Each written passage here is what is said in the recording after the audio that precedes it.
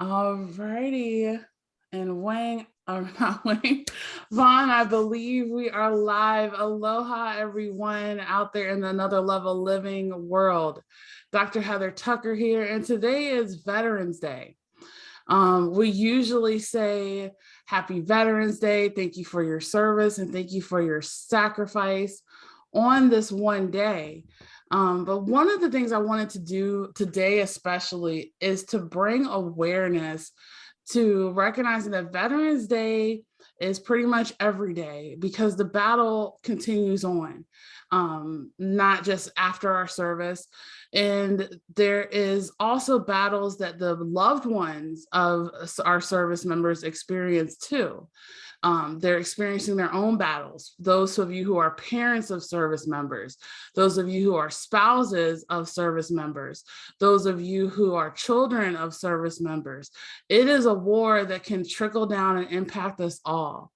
And right now, we have a little bit more than 22 veterans per day committing suicide. And what are the things that lead to this? Like, these are real life or death things. And how can we be able to lead into a place of hope and restoration and healing and reclaiming our power? So today I have an amazing special guest here with you today, Coach Vaughn. She is amazing because she is doing a book collaboration right now. Well, beyond just this book collaboration, she's been amazing. I met Vaughn, when did we meet? Like a couple of years ago, right? 2018 in Pennsylvania. 2018 in Pennsylvania. We were at a Veteran Women Igniting in the Spirit of Entrepreneurship conference. Yes. Oh, I'm so glad and grateful that I met you because I did not realize that, God will put someone in your life that will be with you for a lifetime to be able to share this journey and this connection.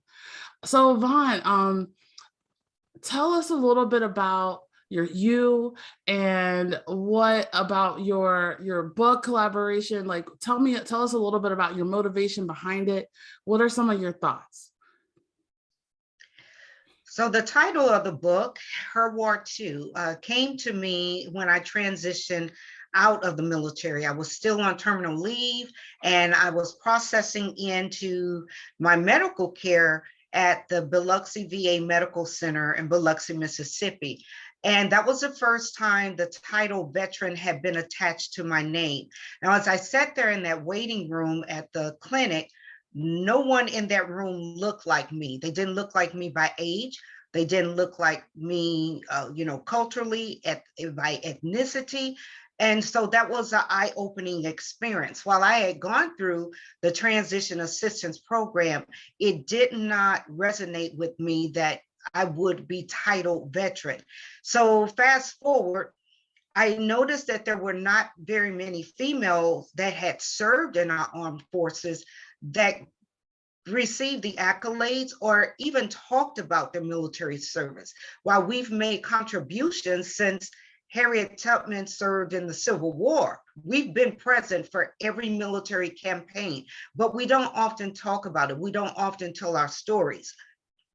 As time progressed, I moved to Dallas, Texas, where we have a great infrastructure to service our veterans. I realized that there was not enough for us being females. The disparity with housing, the disparity with resources.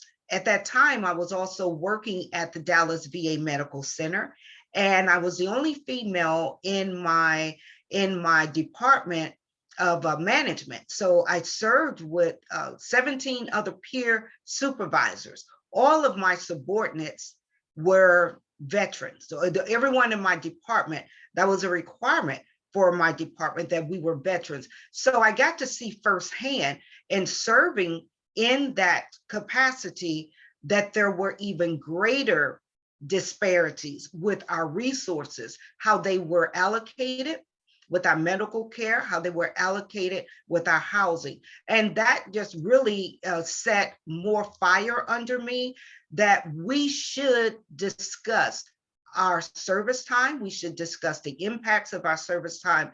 We too have served, but we don't often speak about our service. And I'm wanting to rally in more of our female veterans, spouses of veterans just like you. You have served the service member, and I thank you for your contributions, because what's not often recognized either is that the families serve, and they serve in a different way.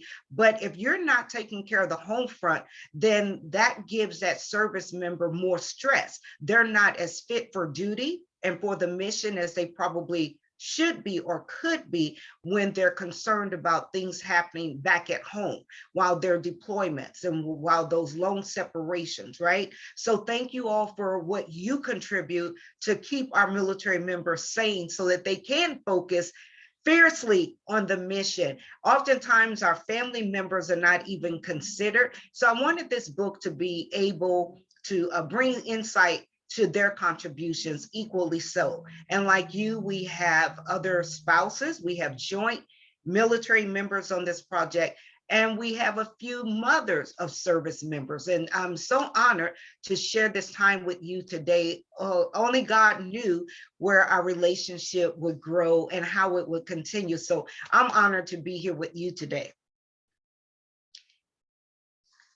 Thanks so much, Vaughn. Wow, that was amazing. And I mean, I'm so honored to be a part of this book and a part of this movement, because it bringing awareness to the recognizing that it takes, you know, they talk about how it takes a village. It takes a village to be able to support the mission as well. And a lot of times there's a great sacrifice of the mission over the other things in life as well. And I wrote something today that I kind of wanted to share with you. See, today, usually whereas we say Happy Veterans Day, a lot of times there's difficulty because some veterans are going through things that we don't even know about. And it is not a very happy day. I remember this was probably the best Veterans Day experience in a while, because we think about some of even the ones who have served with us who might not be here anymore. So I wrote something that really kind of connected what you said. And I just wanted to hear your thoughts about it, especially of what we've gone through. I said today's like an emotional roller coaster. It's Veterans Day, the one day out of the year that the nation celebrates those who served. Veterans are offered free meals and told thank you for their service and sacrifice, yet only few really understand all that they went through and are going through still. Most veterans household every Veterans Day, or every day is Veterans Day, a reminder of the sacrifices, and most spouses and children are serving too in ways that we don't even know. Because what I've learned, especially so for my audience who's listening, you might not know, but I worked as a civilian in the Army for about 6 or 7 years. I'm in Vaughn's book and my title chapter is called Married to the Military. And I talk about how, you know, I grew up and I had friends and family in the military, and I would see sometimes they would go away and they would come back different. And then their interactions with, you know, the family and stuff, it started to change, right? And then I went and I worked with the military, and I recognized as a civilian in the military, it's also still mission over other areas of life too. And sometimes this can be like create so much overwhelm, so much stress, so much triggers, so much uncertainty. And that part of like feeling like sometimes we have to dim our light in order to fit in. Sometimes there's this difficulty between how we're treated by even like, yes, there's an enemy out there, but there's also sometimes enemies within the military and the organization itself. So what do you do sometimes when you're not sure whether you feel safe in your environment? Who can you talk to? This also leads to like sometimes rejection and trust issues and uncertainty. How to be able to restore from that. So I wanted to kind of highlight that, because I talk about what I wrote about is the disconnectedness. So the the trauma experience in the military is like none that I've seen before. It takes a toll on not just the veterans, but the families too. This connectedness of self, mission over everything, connection, bullying, safety. Service members' traumas are not just from violence, but also from the complex work environment and life situations that are sacrificed. So there's so much energy and attention in enrolling in the military, but there's not as much as I would like to see when transitioning out, because that battle within continues, especially when we can be triggered by our own situation. It's something that I recognize that is leading to what we're experiencing today. There's already this intense stress and overwhelm in our mind, and then the responsibilities that we have even currently can add to it. How can we be able to take the pressure off? Like, where do you see like the people reading our stories in this book after they finish reading it? Like, what are they going to experience? What are they going to look like and sound like and feel like from your perspective? I know I just said a lot, so bear with me. Yeah, that is a lot. And you hit on so much that is applicable because it is reality, right? You mentioned the suicide rates, and I wear my 22 kill ring daily. That's a reminder for me personally. My youngest brother served in the Army, 82nd Airborne, and the 86th Delta as an EOD ordnance technician. And not having the necessary resources for transitioning out, I would like to say that every command, every geographic region had the same resources available. Unfortunately, that is not so. Some of our military members are fortunate to have coaches or mentors that hold their hands through that process. But now those processes could be favorable to them because they're coming out with a dishonorable discharge. Others may be coming out with a less than honorable. Some are going to separate because they no longer fit the designs of the military. So when a military member leaves, it's different how they leave. It's also different of where they connect to, who's in that environment, what resources are available. So I would say first and foremost, recognize that, as you said, they're coming home different. Many have served in the capacity where there is no relation in the civilian world. That was one of the things I noticed with my brother.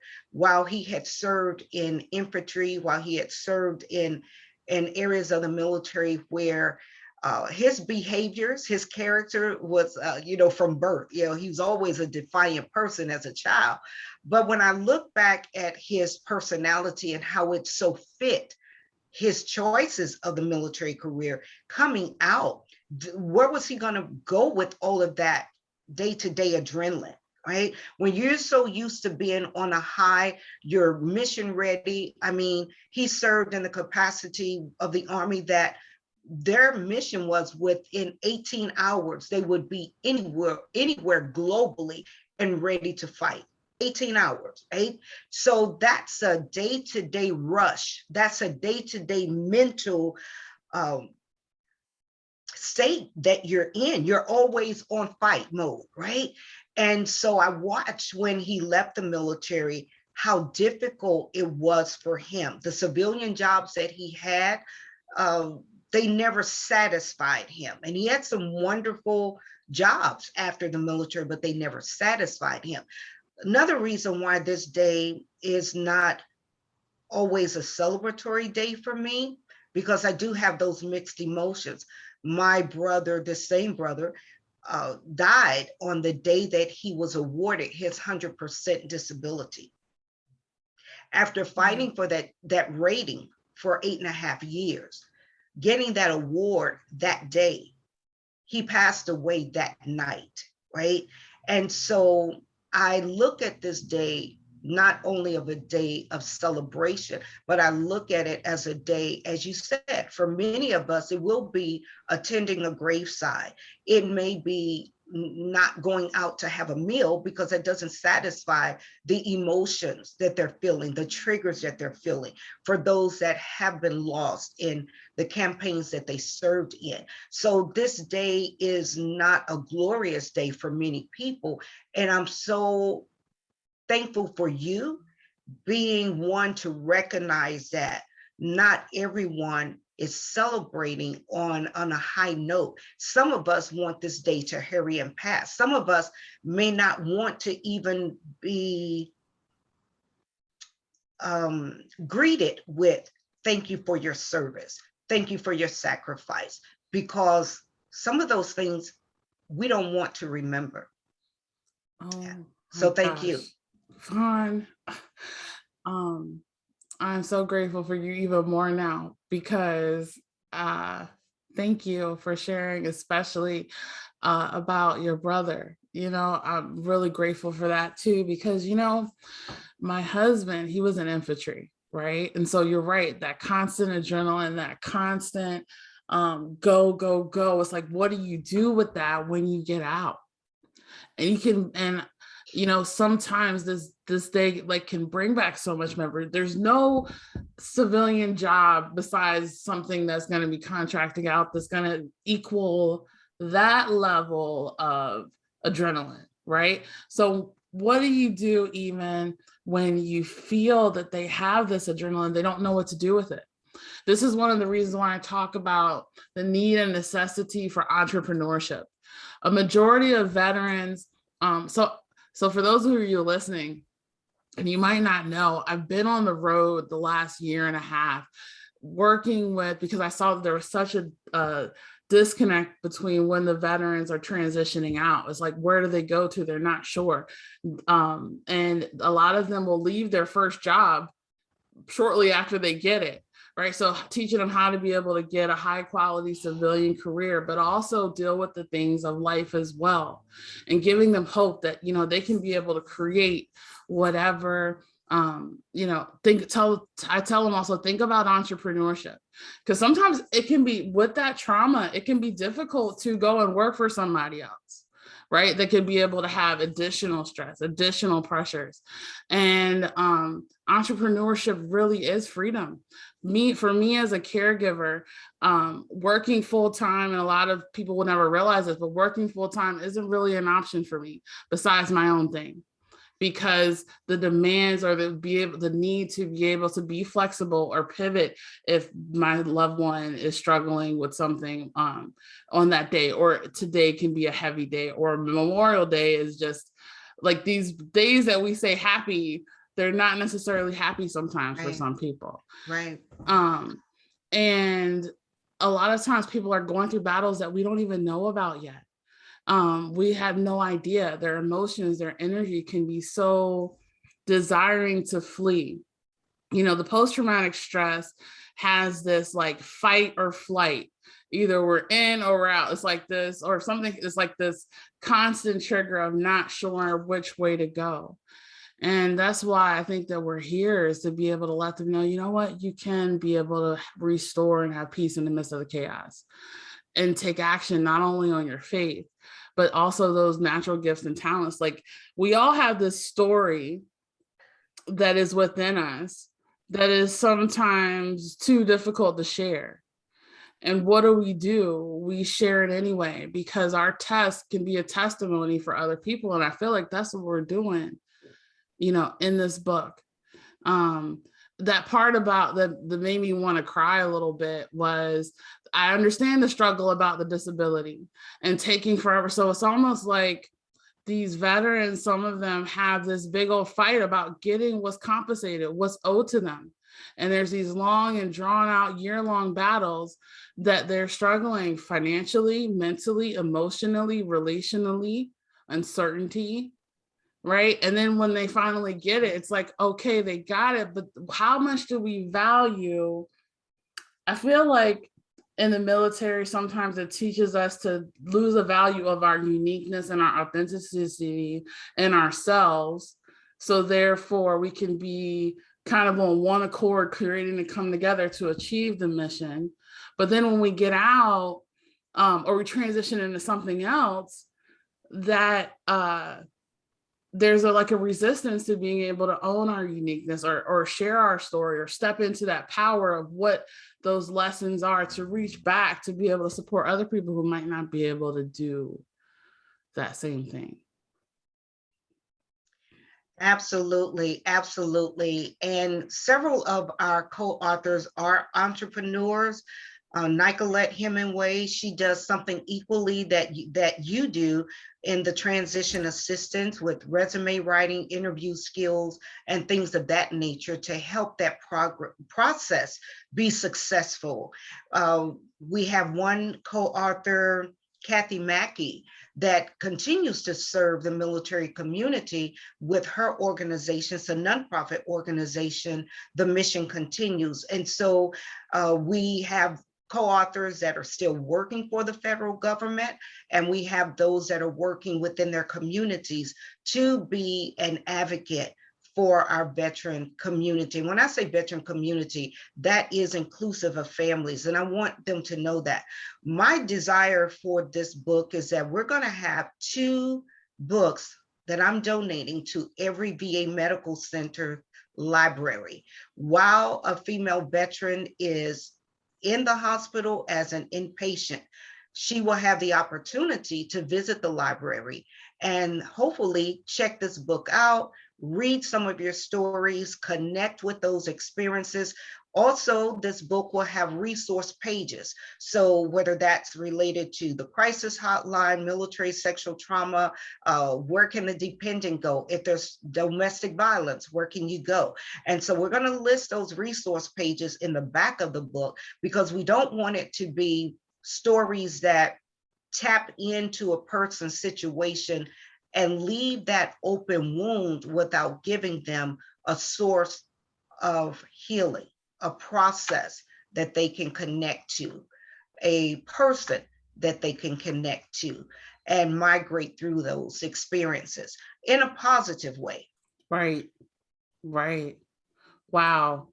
You know, I it's something I want to be able to share before we get ready to wrap up today. But what I love and what you just highlighted is that every single one of these authors had used the difficulties and turned it into towards something that can be able to be of support to other people, right? Like, you know, that part about well, what I realized is stuff that we go through is not necessarily as much for us as it is for the people that we're called to support. And I think that's amazing. I'm really also love that you're going to be able to have this as a resource, because the more that they know that they're not alone, right? That there's someone who has gone through not the same thing. There is no situation that is the same. There's similarities, there's commonalities, there's maybe common themes that we can be able to come together from, and let them know that there's so much possibility for a brighter future. And that for some reason, that life still has a purpose. So there was this other poem that came to me, and you probably heard of it. Like, have you ever heard of this poem called "Our Deepest Fear" by Marianne Williamson? No, I haven't. Okay, I'm gonna read it now because I feel like everyone who is listening to this or has listened to this, or every veteran, every family member, everyone who has kind of gone through some of the stuff that you will see in this book and these authors, in these experiences, I want you to know that no matter who you think you are, you're so much more than that. Sometimes we define our value and our worth based on what other people think that we are, or based on how much money we make, or based on our time. We base our value on so many external things that I don't want to say in the grand scheme of things don't really matter, but the biggest question is, how much do you own and value and honor all of you? Like, I know that when the war ended a couple of months ago, there was a lot of veterans going through a lot of hard times, because it's like, what the heck was all my service for? Right? Like, after all of this, why are these so there was so much stuff, heaviness there. And everything that you go through, you grow through. and that there is still a purpose and a power in that testimony. There is no time wasted. A lot of times we feel like, this, I wasted my time, this, or et cetera, et cetera. There's no time wasted. And the most powerful time that you have is now. So it's not as much as what have you gone through, as compared to what are you doing about it and how is it shaping your future.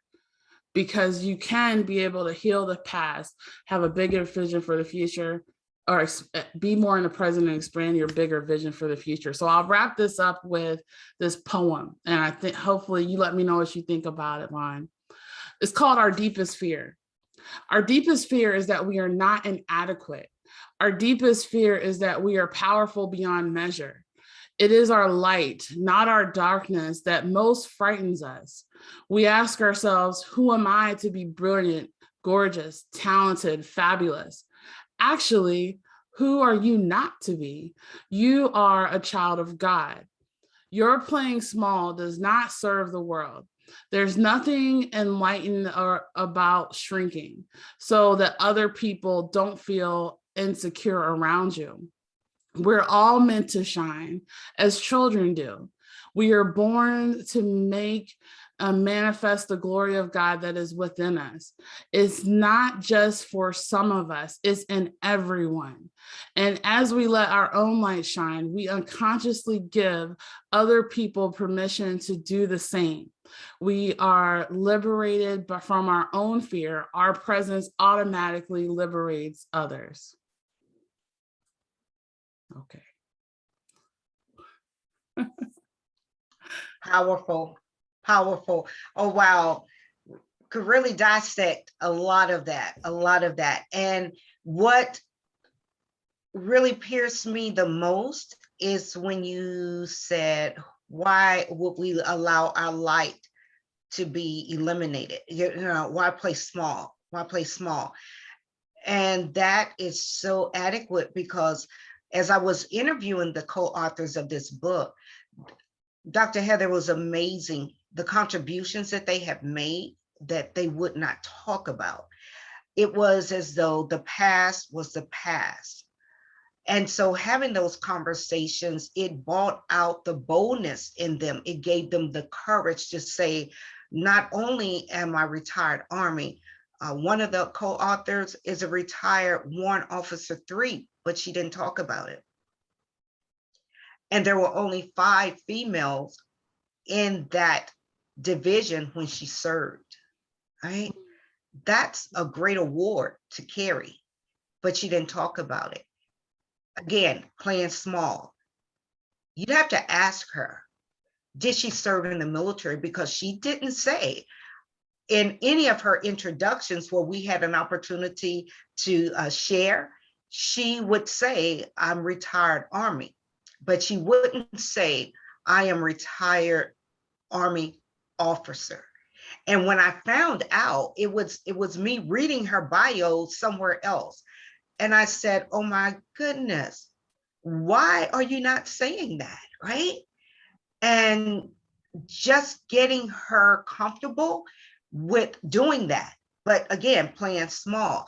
And so many of these co-authors have had that same eye-opening that, you know what, that was my contribution, and how that has scaled me to where I am, how I'm serving now. One of the co-authors is a presiding judge, right? Her background with the legal experience in the military, but again, wouldn't necessarily say that I served this time in the Air Force, and I was also an Air Force spouse. So dual service members. So when you said that, not playing small, and again, her war too, that's where it all came from, because and it's not being braggadocious, but if you're talking to a man that has served in any of our branches, they're going to tell you, oh, I'm retired Naval, da, da, da, da, da, or I served in the Army, da, and they're going to say, I was 82nd Airborne and I was this, and but for us, you have to pull that out of us. Oh my Why? gosh. Why? And so some of that is, what is the fear around that? And we do have to toot our own horns, right? We have to allow our voices to be heard. Part of this, my hopes is that it will help our women that are serving, our family members that are serving. It will open up opportunities for mentorship for those women that are serving or have served, that are disenfranchised in some way. They're disassociated in some way. They may be living in a rural area where resources are not greatly available as in larger cities, such that I've been blessed to experience. So again, geographically, those resources can be very, very different, but each of these co-authors will have their connection to the reader. So you can follow any of these co-authors, these stories that resonate with you, these stories that you can identify with. We want you to connect with that co-author, right? Because it is a sisterhood, and we're not wanting to leave anyone behind. It is imperative that our communities know with the 22 average suicides, that has increased. It's increased during the pandemic. Homelessness has increased during the pandemic. Our female veterans don't often get equal housing benefits. Why? Because we have children. We don't get to go into shelters as a single man could because we have children. So those allocation of housing resources are not equal, right? So the times are different. The pandemic has shed a lot of light on that. Our veteran resource centers across the country have not kept a good tab on our veterans simply because of the pandemic. Many of our centers have closed down. The backlog in medical care has increased, where it's taking sometimes 6 months. And I can say that because that was my experience. I was told it's going to be 6 months before we can assign you a mental health counselor. And I said, I don't have 6 months. I need help now. I need help now. And Dr. Heather, it took me the courage. I had to dig deep to get the courage to call that crisis hotline, to get an immediate appointment for my well-being. That's right. Okay, that took courage. I'm proud of you. Many of our veterans have made those very same phone calls. I've got data where 4 calls, no response, no call back. They didn't get help, and they did commit suicide. Our opioid use has increased, alcoholism has increased, domestic violence has increased during this pandemic, and we can't deny that. So again, today is a day of mixed emotions for many people. And even those of you that are listening, you can reach out to me. You can reach out to Dr. Heather. It is my desire to help you connect to the resources that are going to be beneficial for you. You are not alone. What you're feeling is real. Don't be afraid. When you said the poem, don't be afraid. Don't be afraid to feel what you're feeling. Don't be afraid to know that it's okay not to feel okay. There's no judgment, no judgment. Be willing to ask, and let us help you align with the resources that will be valuable to you and your family, your service member. If you know a service member that's going through crisis, right? Our goal is to prevent, and our female suicide rates have increased tremendously, right? And so we're wanting to shed light to that. But we don't want to leave people with just awareness. We want to leave them with valuable resources. So be willing to ask. Don't be afraid to ask. There's no judgment. There's absolutely no judgment.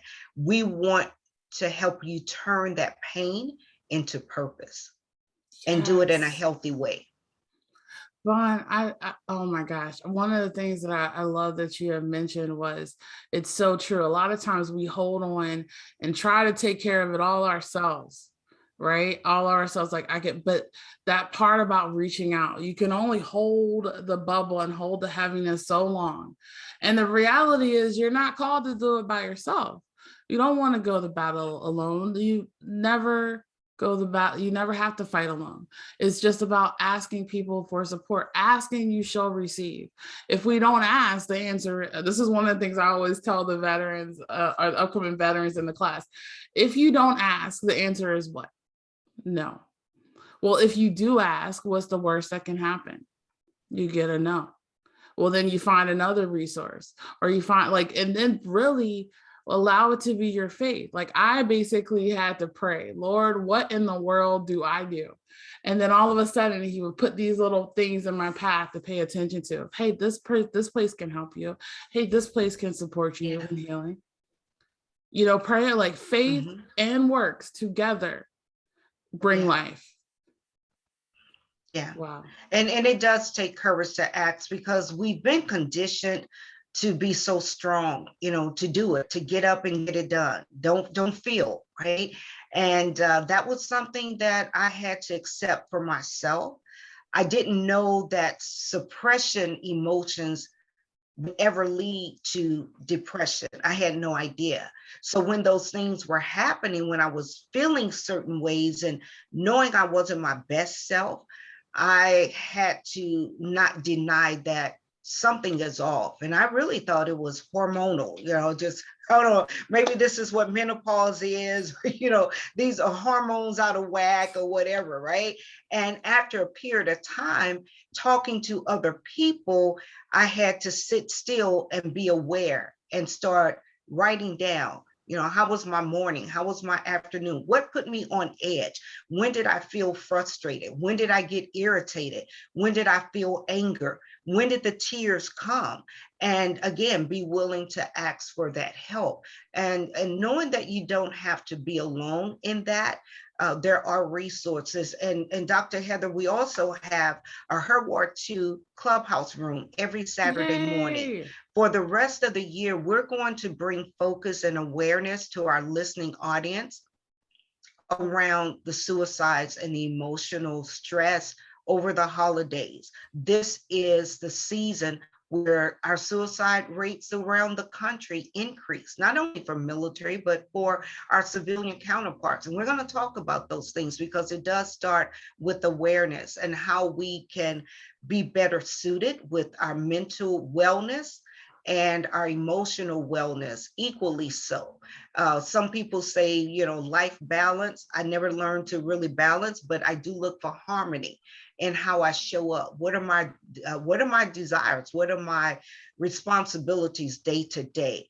And how to migrate through those with a positive, in a positive way, with no guilt, no shame, unapologetically. This is what I have to do. This is how I get it done. And we want to be able to share those conversations so that we can prevent the suicides. We can help prevent some of the crisis that people are facing. Oh, this is so good. It's almost like I don't want this to end, but I know that it has to because we both have so much to do and be, because this message, is bigger than all of us. It's bigger than it's, and that part that I love about owning and honoring your feelings. We here at Another Level Living talk about leaning into what's going on, create that awareness. It sometimes may be scary to even go there, but create that awareness, lean into it.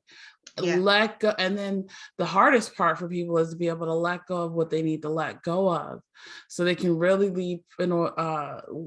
leap forward into their calling. This one part that I had said that was so good was in order to become who you fully are, you must let go of who you think you are and how other people think that you are as well. Pay attention to what God says for you, what purpose he has for your life. He will always guide. I'm telling you, every time I wanted to give up and throw in the towel, he's like, here's this. Be aware of those things and know that you don't have to go to the battle alone. You have a whole army of people that are ready to support you. We're just one of the many pieces that are coming together, trying to be able to solve this and be a resolution and a resource. So we want to collaborate you with exactly who can be able to best support you. If you have any questions, reach out to either Vaughn or myself. Vaughn, where can they reach you? What contact information can you leave them? So our Facebook group titled Her War Too, they can send me a message there. They can send me a message in my Facebook group under Vaughn Griggs. They can also find me on Instagram, Joy Restored Outreach, which is our nonprofit that provides resources to displaced and homeless female veterans with children. Yay. Well, I appreciate what you're doing with the veterans, especially the women, because you're right. A lot of times there is great disparities there from what I've seen and what you shared. You actually brought more awareness to that. So I thank you for that as well. And I appreciate you being part of the solution and making this happen.